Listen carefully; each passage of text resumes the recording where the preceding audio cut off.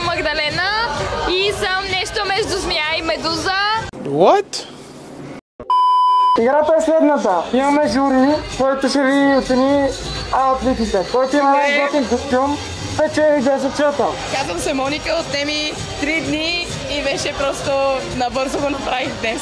Това е. Да, се казвам Катерина и аз съм като елф, някакъв дарк елф, нещо такова.